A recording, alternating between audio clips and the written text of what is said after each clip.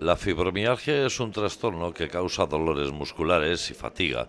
Las personas con fibromialgia tienen puntos hipersensibles en el cuerpo. Estos se encuentran en áreas como el cuello, los hombros, la espalda, las caderas, los brazos y las piernas.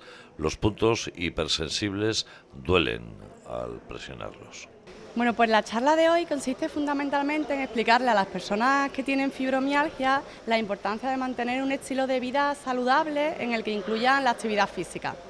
Hemos visto cómo este grupo de población tiende a realizar un estilo de vida muy sedentario, pensando que de esta forma evitan el sentir más dolor, y llevamos 10 años aproximadamente trabajando con este grupo de población y lo que hemos visto precisamente es que ser sedentario lo que empeora precisamente son todos los síntomas de la enfermedad. Aunque las causas de la fibromialgia son desconocidas, algunos científicos creen que el origen de la enfermedad puede ser genético. Los genes pueden hacer que una persona tenga una fuerte reacción de dolor ante cosas que otras personas no consideran dolorosas.